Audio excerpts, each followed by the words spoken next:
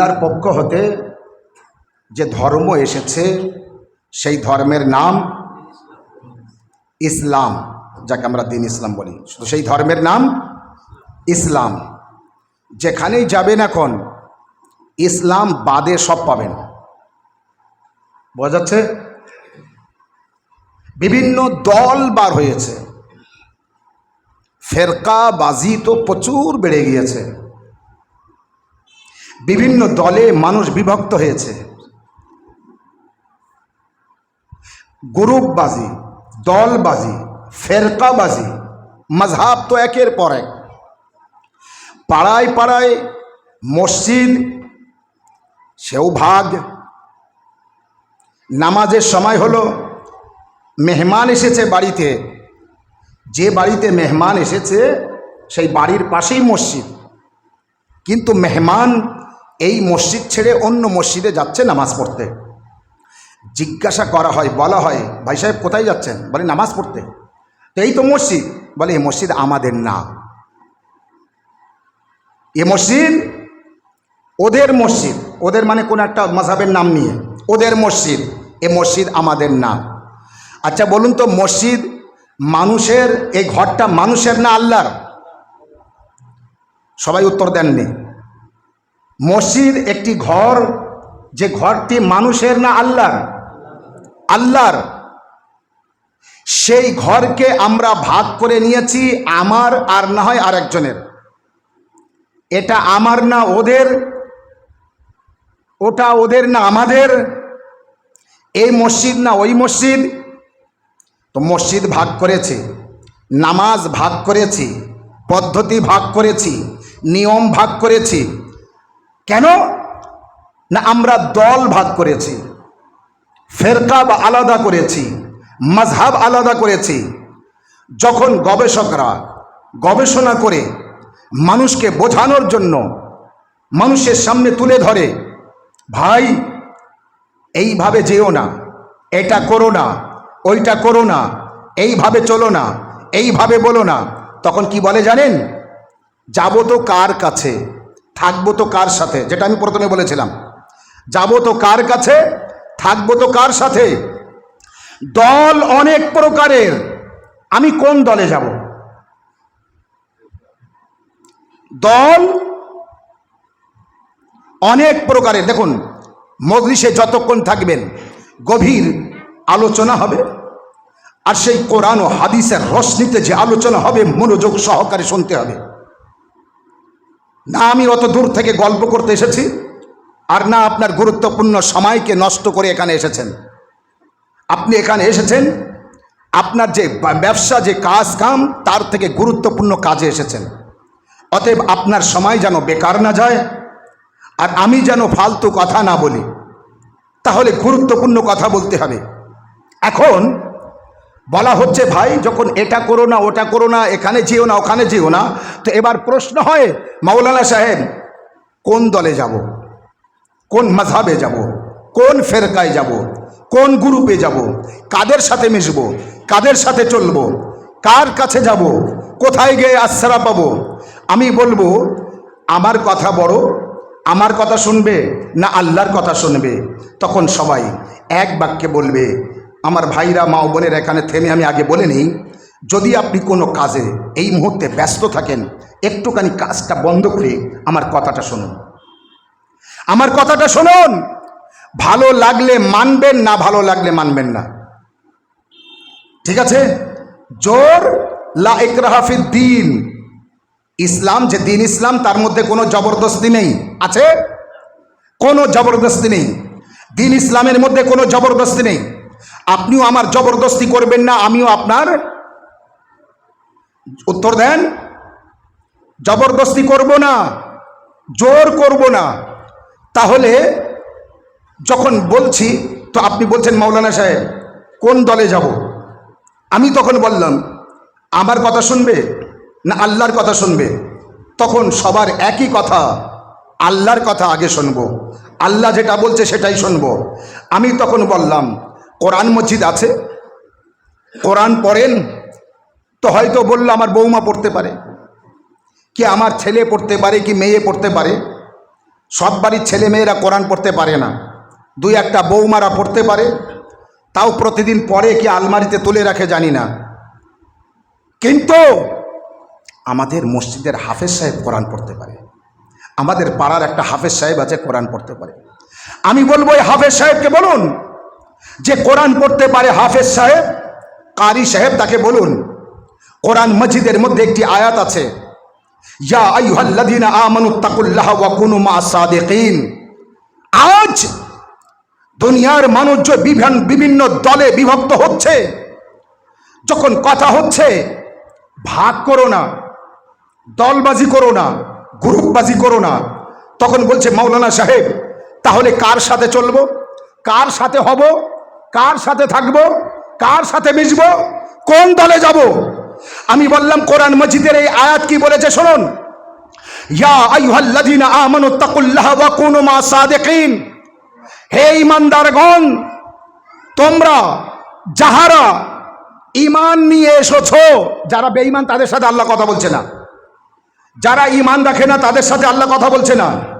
আল্লাহ বলছে হে মানব সকল যাহারা ঈমান নিয়ে এসেছো, অর্থাৎ ঈমানদার যাহারা, আমি আল্লাহ তাদের জন্য বলছি। আজ যে তুমি ভাবছো আমি 4 রাস্তার মোড়ে আছি কোন রাস্তায় যাব, আমি 5 রাস্তার মোড়ে আছি কোন রাস্তায় যাব, যেতে হবে। আচ্ছা একটা মানুষ 4টে রাস্তায় যেতে পারে, একের অধিক কোন একটা রাস্তায় যাবেন, কিন্তু যখন 4 রাস্তা 5 রাস্তার মোড় আছে, তো আপনি একই সাথে কয়েকটা রাস্তায় যেতে পারবেন? একটা রাস্তায় যাবেন। একটা মানুষ একটা জায়গায় যেতে পারে, একই মুহূর্তে আপনি দুটো কাজ একই মুহূর্তে করতে পারেন না। একটা মানুষের একটা মন দুটো করতে পারে না, তো একটা মানুষ আলাদা দল বিভক্ত হতে পারে না। আল্লাহ বলছে হে আমার মুমিন বান্দারা, যখন তুমি বলছো আমি কোন দলে যাব, আমি কার সাথে মিশবো, আমি কার সাথে হব, আমি কার সঙ্গী হব, আমি আল্লাহ বলছি যদি তোমরা ঈমানদার হয়ে থাকো তো শোনো, ইয়া আইয়ুহাল্লাযীনা আমানুত্তাকুল্লাহা, হে মানব সকল যারা ঈমান নিয়ে এসেছো তোমরা আল্লাহ ভীরু হও, তোমরা আল্লাহকে মেনে চলো, আল্লাহকে ভয় করো, আল্লাহর হায় হা বলো, আল্লাহর নাই না বলো, একে বলে তাকওয়া, একে বলে খোদা ভীরু, খোদাকে ভয় করো। তো আল্লাহ বলছে হে ঈমানদারগণ তোমরা আল্লাহকে ভয় করো, ওয়া কুনু মা সাদিকিন। হে আল্লাহ আমরা তো তোমাকে ভয় করলাম, থাকবো কার সাথে? আল্লাহ এর পরে বলছে ওয়া কুনু মা সাদিকিন, তোমরা সত্যবাদীদের সাথে হয়ে যাও। সাল্লাল্লাহু আলা মুহাম্মদ ওয়া আলে মুহাম্মদ।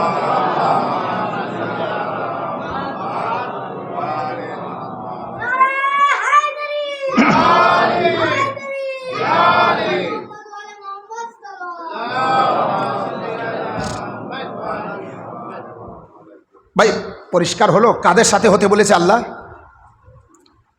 আল্লাহ কাদের সাথে হতে বলেছে আমাদের?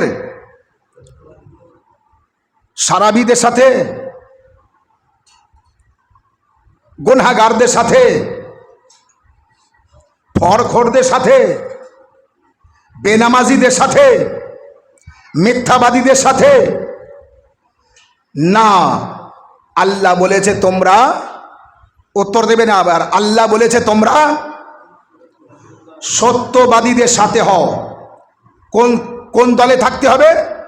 সত্যবাদীর দলে। কাদের সাথে থাকতে হবে? সত্যবাদীর সাথে। ও আমার ভাইরা, মা বোনেরা, এবার আপনি বলবেন মাওলানা সাহেব সত্যবাদী কারা? আল্লাহর নজরে, আল্লাহর নজরে, আমার আপনার নজরে না। কারণ আমরা দুনিয়ার মানুষ, আমাদের নজরে সত্যবাদী আমার ছেলে আর আপনার ছেলে ঝগড়া করেছে, তো সত্যবাদী আমার ছেলে। আমার ছেলে এই মারামারি করলি কেন? তো দুইটা ছেলের বাপ এসেছে, এ ছেলে বলছে ও আমার মেরেছে, ও বলছে আমার মেরেছে। বাপ নিজের ছেলের কথা বিশ্বাস করলো, ও বাপও নিজের ছেলের কথা বিশ্বাস করলো।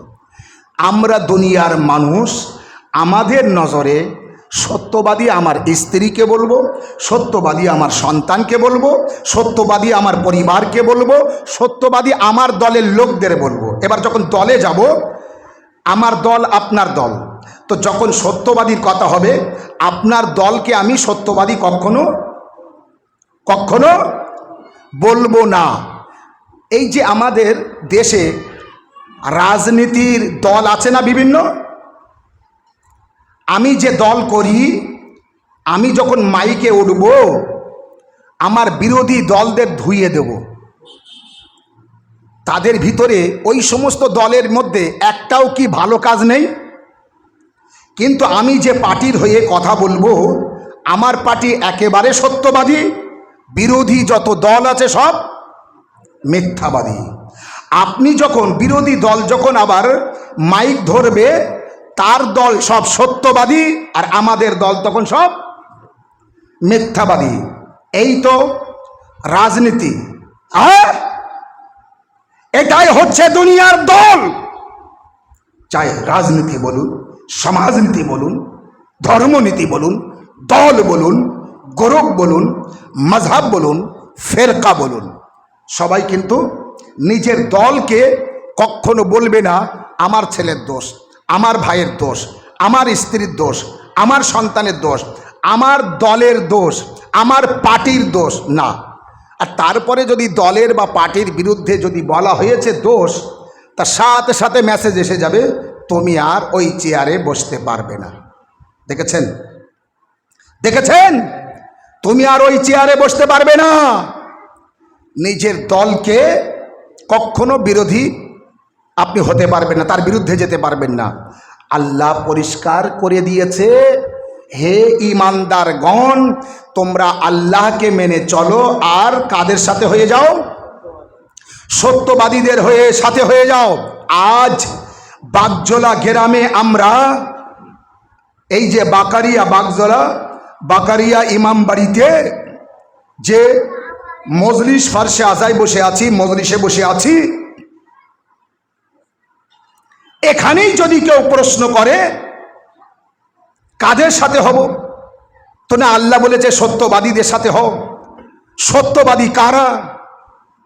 বাগজোলা এলাকার মধ্যে সত্যবাদী খুঁজে বার করুন। একজনকে সত্যবাদী বলবেন, কেউ না কেউ তার মিথ্যাবাদীর প্রমাণ করবে। যাকেই সত্যবাদী বলবেন, কেউ না কেউ তার মিথ্যাবাদী প্রমাণ করবে। আর যাকে মিথ্যাবাদী প্রমাণ করবেন, কেউ না কেউ তার সত্যবাদী প্রমাণ করবে। এখন একটা চোরকে ধরে আনুন, তার সাজা দিন, সাথে সাথে আপনার কাছে ফোন আসবে, অথবা কেউ না কেউ মেসেজ করবে, লোক এসে যাবে, আয় ছেড়ে দে, আমরা পরে দেখছি। দেখলেন চোরের পাশে লোক দাঁড়ালো না? দাঁড়ালো না? চোরের পাশেও লোক আছে, দস্যুর পাশেও লোক আছে, হিংসুকের পাশে লোক আছে, মদখোর, গাঁজাখোর, জুয়াখোর, আলঠেলা, দোরঠেলা, বেঈমানি, হাইমানি করনে ওয়ালা সমস্ত মানুষের পাশে কেউ না কেউ আছে। আপনি এখন সাজা দিতে পারবেন না, আপনি এখন শাস্তি দিতে পারবেন না। আপনি এখন একটা অন্যায়কারী যে অন্যায় করেছে, আগে সমাজের যে মোড়ল হতো, গ্রাম্য সালিশ করা হতো, তাকে পেটানো হতো, মারা হতো, এখন আপনি মারতেই পারবেন না। একটা দল মারতে যাবে আর একটা দল এসে যাবে, আশপাশে সাথে সাথে বোম গুলি বারুদ চলবে, তার মানে শাসন করতে পারবেন না। ফোর্স এসে যাবে, প্রশাসন এসে যাবে, তুলে নিয়ে যাবে। শাসন বলে আর কিছু নেই, তার মানে চোরেরও শাসন নেই। এখন সত্যবাদী তাহলে আমরা খুঁজে পেলাম, সত্যবাদী, এবং ওই সত্যবাদী যার সাথে আল্লাহ হতে বলেছে। জানেন, জিন্দেগিতে জীবনে যে মিথ্যা বলিনি, আর আল্লাহ যাকে সত্যবাদী বানিয়েছে তার সাথে হতে বলেছে আল্লাহ। কোরআন পাকে একটি আয়াত আছে, আল্লাহ রাব্বুল আলামিন বলেছে, বিসমিল্লাহির রহমানির রহিম, ইয়াউমা নাদু কুল্লা উনাসিম বিইমামিহিম, কিয়ামতের দিন প্রতিটি মানুষকে তার ইমামের সাথে ডাকবো। কার সাথে? ইমামের সাথে ডাকবে।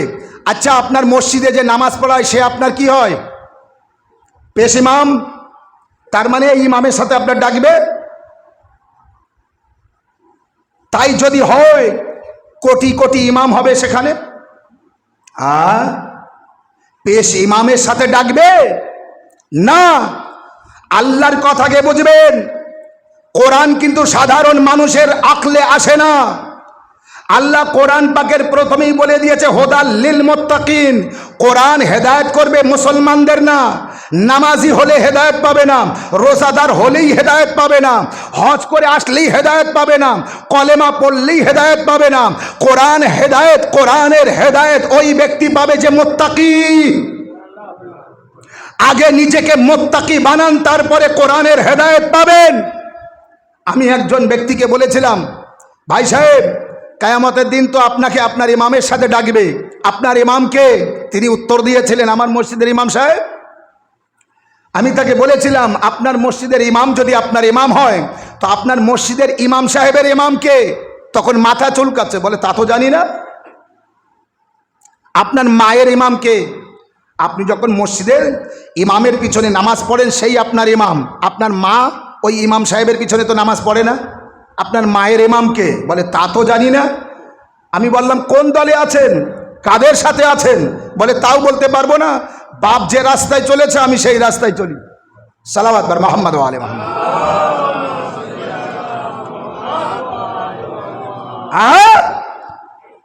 এইভাবে দলে হবেন সত্যবাদীদের।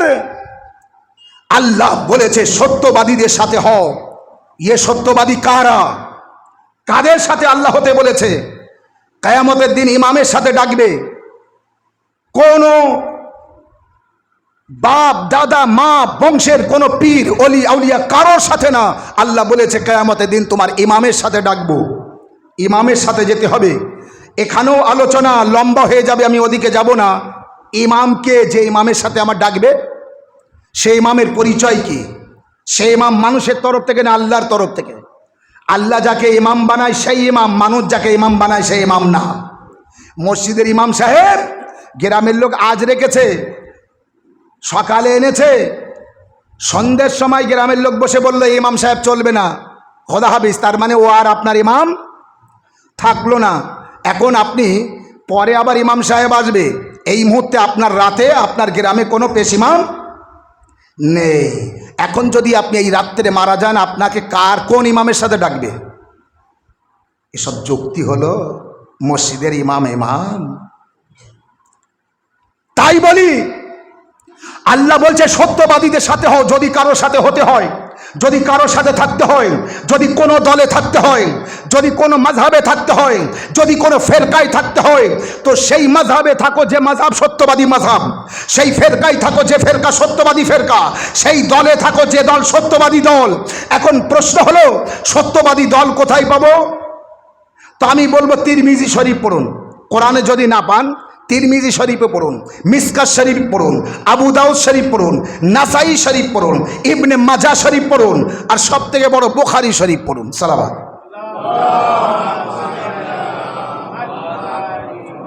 আলোচনা খুব লম্বা, কিন্তু আমি যেটা ধরেছি কিন্তু আমি অত লম্বা করব না, খুব তাড়াতাড়ি আমি কিন্তু মোসায়েবে যাব, যার জন্যে আমি আমার মেন উদ্দেশ্যটা বলেই কিন্তু মোসায়েবে যাব।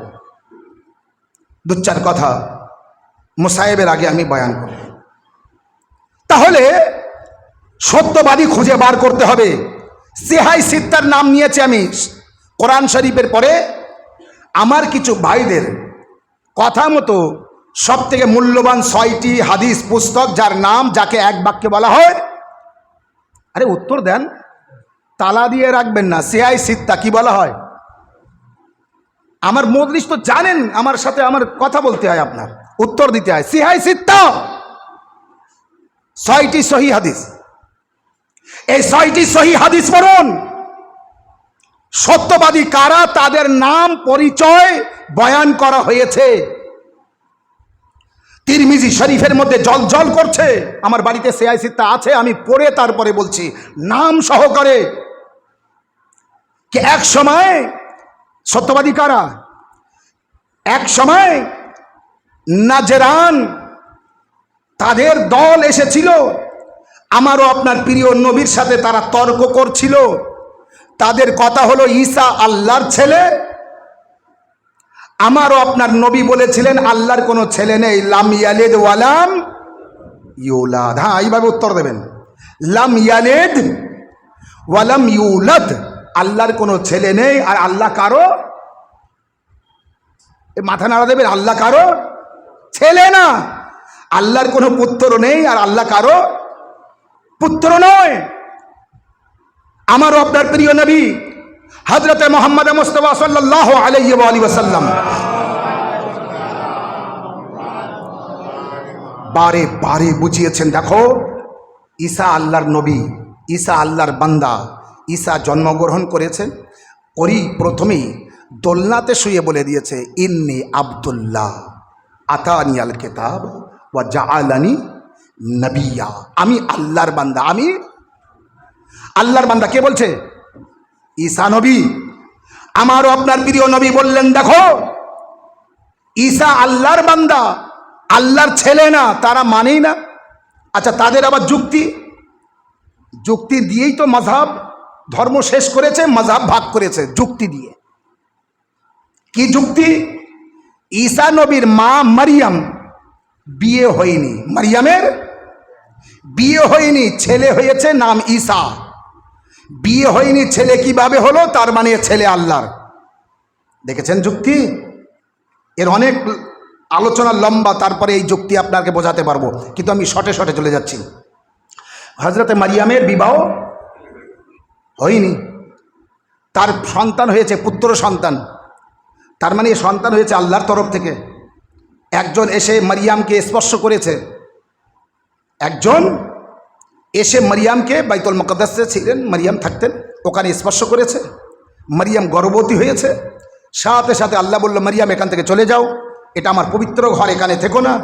ওই একটা খেজুর গাছ আছে, ওখানে চলে যাও, ওখানে তোমার বাচ্চা জন্মগ্রহণ ভূমিষ্ঠ হবে। মারিয়াম ওখানে চলে গেলেন, ওখানেই বাচ্চা ভূমিষ্ঠ হলো ঈসা নবী। এরপরে অনেক লম্বা ঘটনা আছে। মারিয়ামের খানদানের লোক যে মারিয়ামকে নিয়ে আসে পাড়ায় গ্রামে, আনার পরে বংশের লোক বলে, খানদানের লোক বলে, মারিয়াম তোমাকে ভালো মনে করতাম, তুমি সর্বনাশ করে দিয়েছ, আমাদের মান সম্মান ইজ্জত সব ধুলোর সাথে মিশিয়ে দিয়েছ, তোমার এখনো বিয়ে হয়নি, হ্যাঁ? আর তুমি সন্তান কোথা থেকে নিয়ে আসলে? আল্লাহ তখন বলল, মারিয়াম জবান বন্ধ করো, রোজা রাখো। কথা বন্ধ করা রোজা, মানে কথা বলবে না, এটাই তোমার রোজা। কথা বললে রোজা ভেঙে যাবে, কাফারা দিতে হবে। তো মারিয়াম আর কথা বলে না, দোলনায় দিয়েছে ওখানে ঈসা নবীকে। এবার যখন প্রশ্ন করে, এ সন্তান কোথায় পেয়েছো, তোমার বিয়ে হয়নি, কোথা থেকে নিয়ে আসলে? ওদের চিন্তা ভাবনা খারাপের দিকে যাচ্ছে। জনাবে মারিয়াম ইশারা করে ঈসার দিকে, ওই বাচ্চার কোলের বাচ্চার দিকে, যে ওই বাচ্চা উত্তর দেবে। এরা বলে, হ্যাঁ বাচ্চা কথা বলতে পারে। তখন ওই বাচ্চা কথা বলে, ইন্নী আব্দুল্লাহ আতানিয়াল কিতাব ওয়া জাআলানি নবিয়্যা। আমি আল্লাহর বান্দা, আল্লাহ আমাকে নবী বানিয়ে পাঠিয়েছে এবং আমাকে কিতাব দিয়ে পাঠিয়েছে। সাল্লাল্লাহু আলা মুহাম্মদ।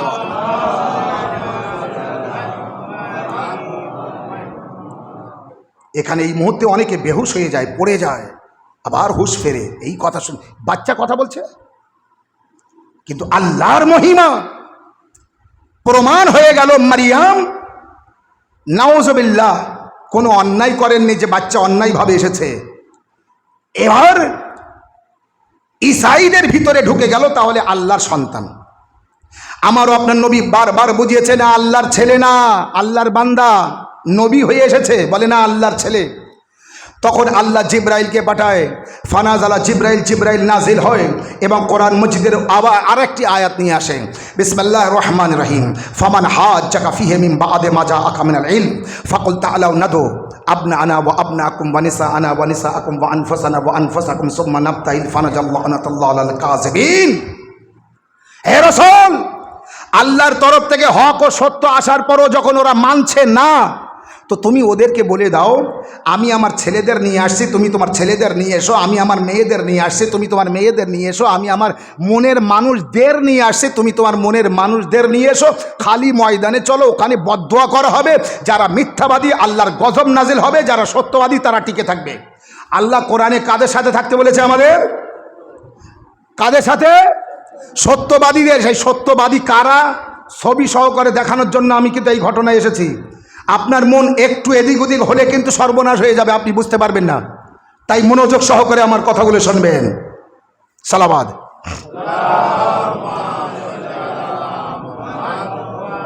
আল্লাহ বলছে, আমার নবী তুমি বলে দাও, আমি আমার ছেলেদের, তুমি তোমার ছেলেদের, আমি আমার মেয়েদের, তুমি তোমার মেয়েদের, আমি আমার মনের মানুষ, তুমি তোমার মনের মানুষ, নাফস নিয়ে ওই খালি ময়দানে চলো। ওখানেই হাত তুলে বদদোয়া করা হবে, মিথ্যাবাদীর উপরে আল্লাহর গজব নাজিল হবে। যে মিথ্যাবাদী, নবী মিথ্যে বলছে, নাউজুবিল্লাহ, নবী মিথ্যে বলছে না ওরা মিথ্যে বলছে? হ্যাঁ, একজন বলছে ঈসা আল্লাহর ছেলে, আর একজন বলছে ঈসা আল্লাহর ছেলে না, বান্দা। কে সত্যবাদী আর কে মিথ্যাবাদী? আল্লাহ কিন্তু কোরআনে বলেছে আমাদের সারা আল্লাহর বান্দাদের, আমরা যত নবীর উম্মতি কাদের সাথে থাকবো? সত্যবাদীদের সাথে। কাদের সাথে? সত্যবাদীদের সাথে। এই মাঠে সত্যবাদী প্রমাণ হবে কারা, আমাদের থাকতে হবে তাদের সাথে। এইটা বোঝাবো, তারপর আমি মুস্তাহিবে যাব, ঠিক আছে? মন দিয়ে শুনবেন এবং বোঝার চেষ্টা করবেন। আল্লাহ রাব্বুল আলামিনের তরফ থেকে আয়াত আসার পরে আল্লাহর নবী ওদেরকে শুনিয়ে দিলেন, ওরা রাজি হয়ে গেল, রেডি হয়ে গেল। ওরা ওদের তরফ থেকে দলবল নিয়ে একেবারে শত শত মানুষ পাহাড়ের একদিকে ময়দানে এসে ওখানে ভিড় করে জমে আছে। ওদের যে পোপ, যে হেড লিডার, তারাও এসে গিয়েছে। সব থেকে বড় বড় আলিম তারা এসে গিয়েছে। আমারও আপনার প্রিয় নবী এবার যাবেন, নিজেও যাবেন, ছেলেদের নিয়ে, মেয়েদের নিয়ে, আর মনের মতো মানুষ যারা তাদের নিয়ে যাবেন। মিসকাত শরীফ, তিরমিজি শরীফ, আবু দাউদ শরীফ, সব শরীফের মধ্যে লেখা আছে ওই দিনে যাওয়ার সময় রাসূলুল্লাহ বার হয়েছিলেন। রাসূলুল্লাহর সাথে হযরত আলী আলাইহিস সালাম বার হয়েছিলেন। আলী আলাইহিস সালামের সাথে মা ফাতেমা জাহরা বার হয়েছিলেন। আর রাসূলুল্লাহর কোলে একটি পুত্র ছিল যার নাম ইমামে হোসেন। আর রাসূলুল্লাহর হাতে আঙুল ধরে একটি পুত্র যাচ্ছিল যার নাম হযরতে ইমামে হাসান। সালাওয়াত।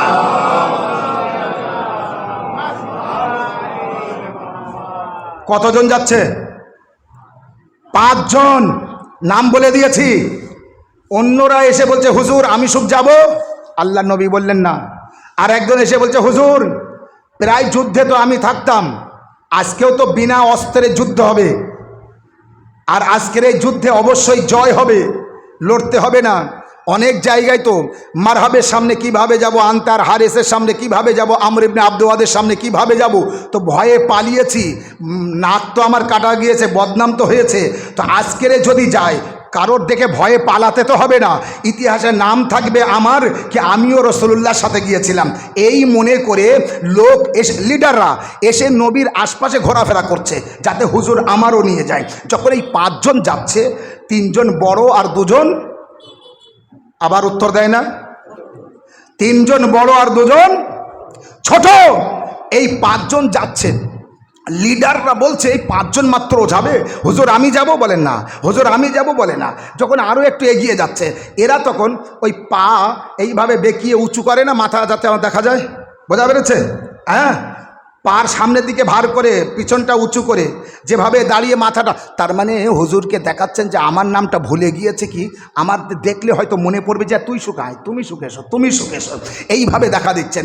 নবী তারপরও নিয়ে যাচ্ছেন না। এরপরে একজন লিডার সামনে গেল, যে সাহস করে বলল হুজুর আমি যাব আপনার সাথে।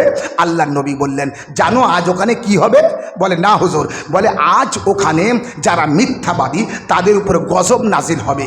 এখন যদি কেউ জীবনে মিথ্যে না বলে থাকে সে আমার সাথে যেতে পারে। যদি কেউ জীবনে কোনোদিন তোমরা কেউ মিথ্যে না বলে থাকো তো আমার সাথে যেতে পারো। একে একে সবাই পিছু হাঁটলো, আর খালি হয়ে গেল, আর কেউ আসছে না হুজুর আমি যাব। কারণ আল্লাহর নবী বললেন যদি কোনোদিন মিথ্যে বলো ওই গজব ঘুরে তোমার ঘাড়ে পড়বে, ওই আযাব তোমার ঘাড়ে আসবে। এখন তুমি যদি যেতে চাও তো তোমার ব্যাপার, মানা কারোর করেননি। আল্লাহর তরফ থেকে আইন এসেছে, আইনটা সেখানে শুনিয়ে দিয়েছে, সবাই পিছু হাঁটলো। তাহলে ওই ময়দানে কতজন যাচ্ছেন? 5 জন। আগে আগে রাসূলুল্লাহ, পিছনে মা ফাতেমা জাহরা, তার পিছনে আলী আলাইহিস সালাম। আগে আগে রসুলুল্লাহর কোলে ছোট্ট হুসাইন, রসুলুল্লাহর আঙুল ধরে ইমামে হাসান, রসুলুল্লাহর পিছনে মা ফাতেমা জাহরা, তার পিছনে আলী মুশকিল কোষা। মানে মা ফাতেমা জাহরা কোথায় আছেন? মাঝখানে আছেন। মানে ফাতেমা জাহরাকে সামনে থেকে কেউ যেন দেখতে না পায়, পিছন থেকেও যেন কেউ না দেখতে পায়, সামনে থেকে না কেউ দেখতে পায়, পিছন থেকে যেন কেউ না দেখতে পায়। এবং ফাতেমা জাহরা যে যাচ্ছেন, কারোর পর কোনো পরপুরুষের পায়ের ছাপের উপরে, দাগের উপরে ফাতেমার পা না পড়ে। তাই বালির উপরে মানুষ চললে, ধুলো বালির উপরে মানুষ চললে পায়ের ছাপ থাকতে পারে, তার পায়ের দাগের উপরে ফাতেমার পা পড়বে না। যেখানে যেখানে রসুল্লাহ পা রাখছেন, রসুল্লাহ পা তুলছেন, সেখানে সেখানে ফাতেমা জাহরা পা রাখছেন। যেখানে যেখানে ফাতেমা পা রেখে যাচ্ছেন, ওখানে ওখানে মাওলা আলী মুশকিল কোষা পা রাখছেন। মানে ফাতেমা জাহরার পায়ের দাগও থাকছে না, আর কারোর পায়ের দাগের উপরে পাও রাখছে না। সালাওয়াত মুহাম্মদ ওয়া আলি মুহাম্মদ।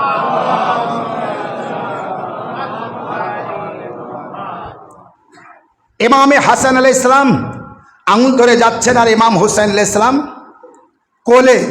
আমি বলবো, ইয়া রাসূলুল্লাহ, হাসান হুসাইনের মা তো যাচ্ছে, ঠিক আছে, হাসান হাঁটতে পারে, তো হাসানকে আপনি নিয়ে যাচ্ছেন, ঠিক আছে, হুসাইন তো হাঁটতে পারে না, কোলে করে নিয়ে যাচ্ছেন, তো হুসাইনকে তার মা যাচ্ছে, মায়ের কোলে দিন, মা কোলে করে নিয়ে যাও।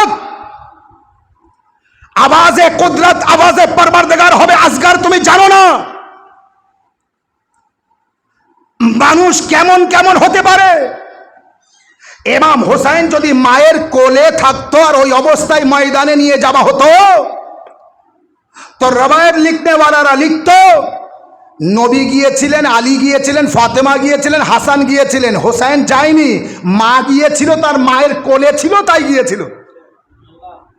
মায়ের কোলে বাচ্চা থাকলে মা গেলে বাচ্চাও যায়।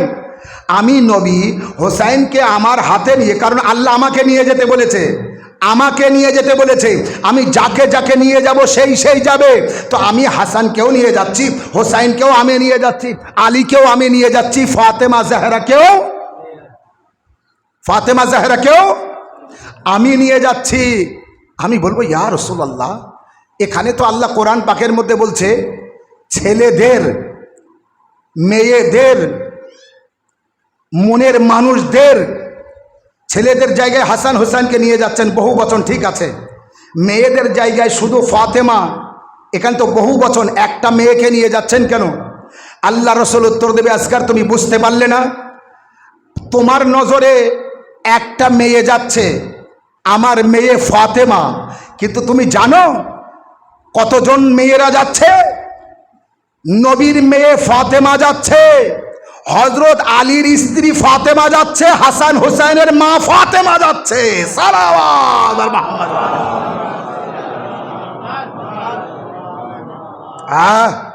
ইয়া রাসূলুল্লাহ, এটা তো বুঝলাম, আপনি বলেছেন মনের মানুষ, নাফস, তাদের নিয়ে যাব, বহু বচন, আপনি এখানে একজনকে নিয়ে যাচ্ছেন, মনের মানুষ হযরত আলীকে। আল্লাহ নবী বললেন তুমি আলীকে একা দেখছো? আরে আলী হচ্ছে আমার নাফস, আমার মনের মানুষ। আলী শুধু আমার নাফস না, আমার মনের মানুষ না, আমার বিছানায় ঘুমিয়ে আমার জীবনকে বাঁচিয়ে আল্লাহর মর্জিকে খরিদ করেছে। আলী সেই দিন থেকে শুধু আমার নাফস না, আমার মনের মানুষ না, আদমেরও মনের মানুষ, নূহেরও মনের মানুষ, ইব্রাহিমেরও মনের মানুষ, মুসারও মনের মানুষ, ঈসারও মনের মানুষ। আলী আমারও নাফস, ফাতেমা জাহরারও নাফস, হাসান ও হুসাইনেরও নাফস। সালাওয়াত মুহাম্মদ। শুধু আলী যাচ্ছে না, হযরত আলীও যাচ্ছে, মুশকিল কোষা যাচ্ছে, আবু তোরাব যাচ্ছে, শেরে খোদা যাচ্ছে। সালাওয়াত মুহাম্মদ ওয়া আলি মুহাম্মদ। এই পাঁচজন যেই গেলেন না ময়দানে, কিভাবে ছবিটা আপনার সামনে বলে দিয়েছি, আগে আগে রাসূলুল্লাহ, পিছনে মা ফাতেমা জাহরা, তার পিছনে আলী, আর কোলে ইমামে হুসাইন, আর আঙুল ধরে যাচ্ছেন ইমামে হাসান আলাইহিস সালাম। পাঁচজন যাচ্ছেন, যেতে যেতে যেই ময়দানের মাঝখানের দিকে গেলেন, ওদিক থেকে ওদের যে বড় আলিম ঈসাইদের দেখতে পেল, দৌড়ে আসলো চিৎকার করে, হে মুহাম্মদ, হে মুহাম্মদ, হে মুহাম্মদ, মানে তার ভাষায়। ওরা তো বলবে না হে মুহাম্মদ সাল্লাল্লাহু আলাইহি ওয়াসাল্লাম, এবার বলবে হে মুহাম্মদ, ঠিক আছে। দৌড়ে আসলো আল্লাহর নবীর কাছে, এসে বলে কি হলো? আমি তো যাচ্ছি। বলে খবরদার, আর আসতে হবে না। হে মুহাম্মদ, খবরদার যেন আপনি বদদোয়ার জন্য হাত তুলবেন না। শুনবেন, শুনবেন, হে মুহাম্মদ, খবরদার যেন আপনি বদদোয়ার জন্য হাত তুলবেন না। আপনার কোলে একটা নূর দেখতে পাচ্ছি, 5টা নূর আমরা ওখান থেকে দেখতে পাচ্ছি, তার আপনাকে দিয়ে দিলাম। নবীজি ওই বাগানটা এনে দিয়েছিলেন, মা ফাতেমা জাহরা দলিল করে দিয়েছিলেন। বাগানের নাম হলো ফেদাকের বাগান। বাগে ফেদাক, বাগ মানে বাগান, তো ফেদাকের বাগান নবীকে দিয়েছিল। নবী কাকে দিয়েছিলেন? ফাতেমা জাহরাকে দিয়ে গিয়েছিলেন। আচ্ছা বলুন তো, এখানে আগে এই জায়গায় আসছি, এর আগে পরিষ্কার করে নেই। তাহলে আজ যে প্রশ্ন হয় কার সাথে থাকবো, কোন দলে যাব, কোন দলে যাব, কোন গ্রুপে যাব, কোন মাযহাবে যাব, কোন মসজিদে যাব, কোন ইমামবাড়ায় যাব, কোন খানকায় যাব, কোন গ্রুপে যাব, কোন ঘরে যাব, কোথায় যাব, তা আজ যেই প্রশ্ন হয় তাহলে পরিষ্কার হলো কোথায় যাব, কাদের সাথে থাকবো, না সত্যবাদীদের সাথে। সত্যবাদী কারা? যেখানে পঞ্চতন আছে সেখানে সত্যবাদী, যারা পঞ্চতনী তারা সত্যবাদী, যারা পঞ্চতনী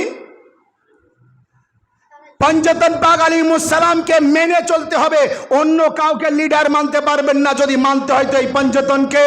এই জন্যই তো রাসূলুল্লাহ বলে গিয়েছেন, শোনো শোনো, আমার পরে যদি বিভিন্ন দলে বিভক্ত হয় মানুষ, আর তুমি যদি ঠিক না করতে পারো কোন দলে যাব, তো তুমি এক জায়গায় ঠান্ডা হয়ে চিন্তা ভাবনা করবে আলী কোন দলে, যেখানে আলী সেখানে যাবে। সালাওয়াত মুহাম্মদ ওয়া আলি মুহাম্মদ।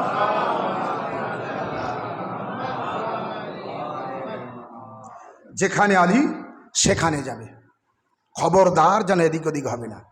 বাস এইবার আমি মুসাইবের দিকে যাব, দু চার কথা বলে।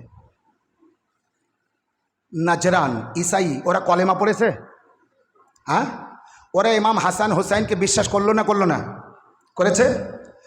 যে বাগানটা নবী ফাতেমাকে দিয়েছিলেন নবীর পর্দায় যাবার পর, ইন্তেকালের পর, সেই বাগান যে লিডার হয়েছিল নবীর পরে, সেই বাগান ফাতেমার থেকে কেড়ে নিয়েছিল।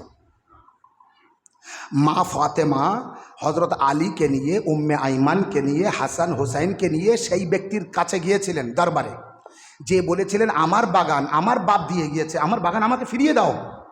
সেই ব্যক্তি বলেছিল সাক্ষী নিয়ে এসো, ওই বাগান তোমার, তার প্রমাণ নিয়ে এসো। মা ফাতেমা বলেছিলেন হজরত আলী তার প্রমাণ। বলছে আলী তোমার স্বামী, আলীর কথা মানা যাবে না। বলে উম্মে আইমান, বলে উম্মে আইমান তোমার ঘরের মহিলা, আর মহিলার কথা মানা যাবে না। বলে হাসান হুসাইন সাক্ষী দেবে, বলে হাসান হুসাইন তো ছোট, ওদের কথা মানা যাবে না।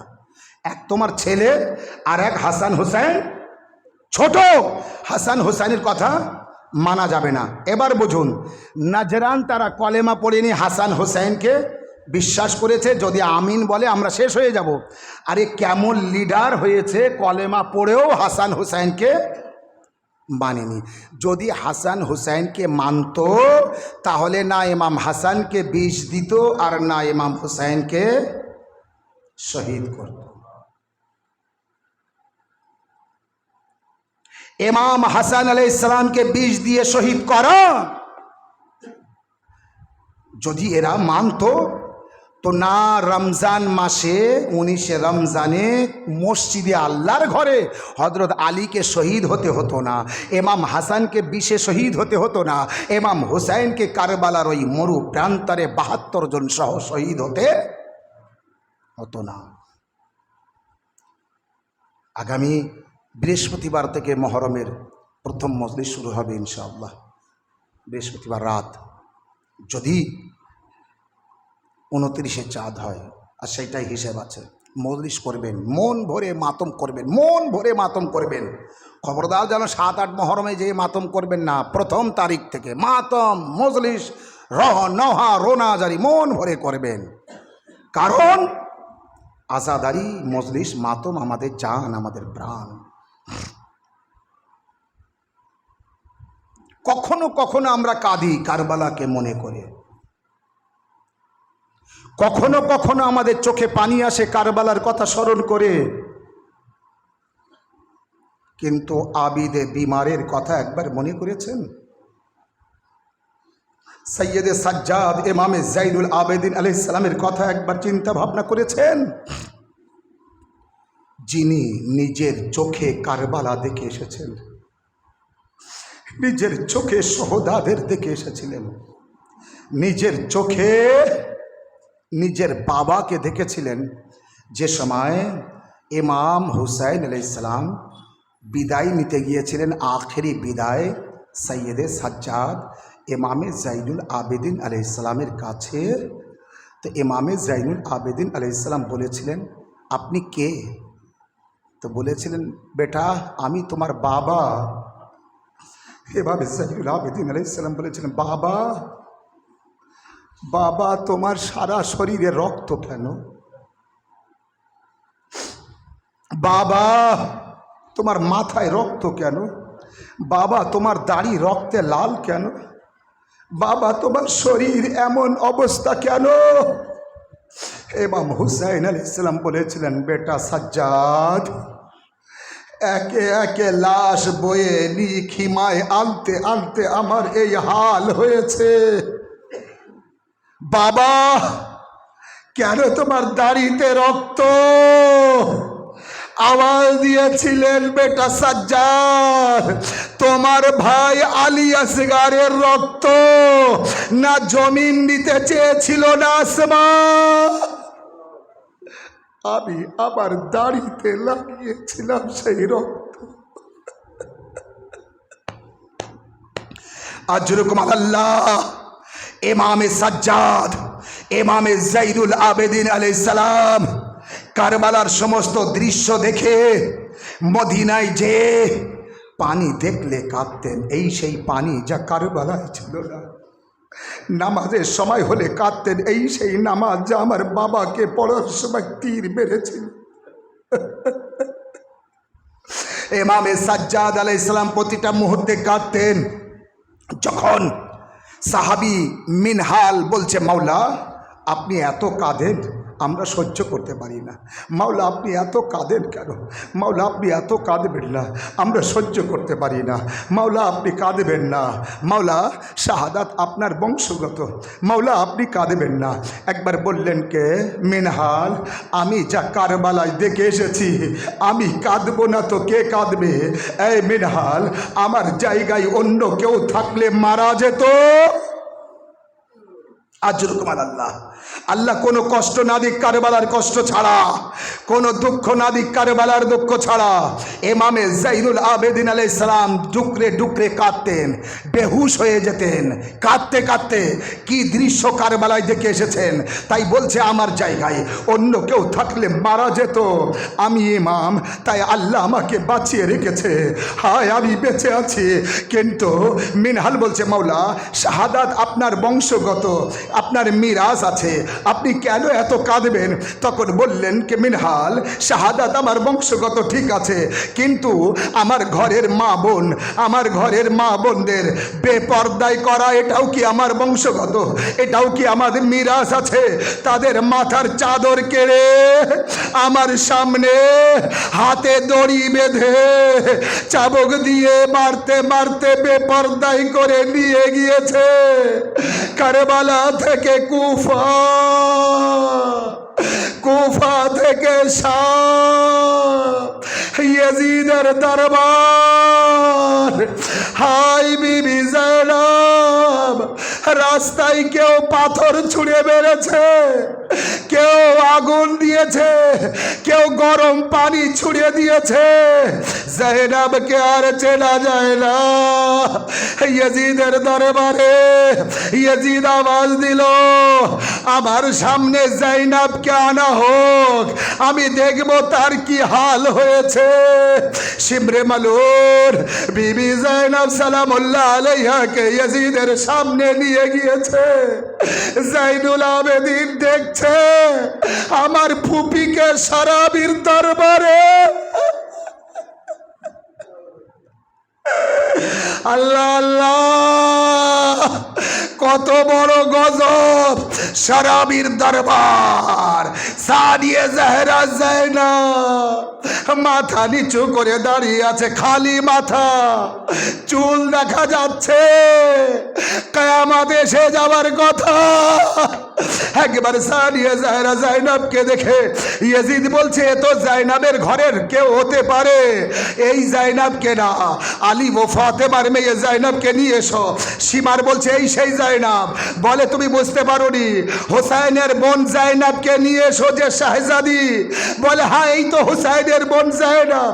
বলে, না, এ যদি জাইনাব হয় এর মাথার এই অবস্থা কেন, পোশাকের এই অবস্থা কেন, কোমর সামনে ঝুঁকে আছে কেন? আমার তো মনে হয় জাইনাবের ঘরের দাসী। একবার আওয়াজ দেয় মদিনার দেখে মুখ করে, না না। তখনই ফিজ্জা চলে আসে, এই জালিম জবান বন্ধ কর, আমার শাহজাদিকে দাসী বলছিস? আমি আমার শাহজাদির দাসী ফিজ্জা। একবার ইয়াজিদ বলল একে মারো, একবার কয়েকজন হাবশি তারা রুখে দাঁড়ালো। আমাদের দেশের রাজার মেয়েকে অপমান করতে পারবে না। জনাবে যায়নাব মদিনার দিকে মুখ করে বলে, না না, আমার ঘরের দাসীর জন্য কয়েকটি তলোয়ার বেরিয়েছে, আমার হেফাজতের জন্য কেউ আসেনি। ও আজাদারো, জনাবে যায়নাব আওয়াজ দেয়, না না, আমি যখন মদিনায় আসবো তোমাকে সব বলবো, সব দেখাবো তোমার উম্মতিরা।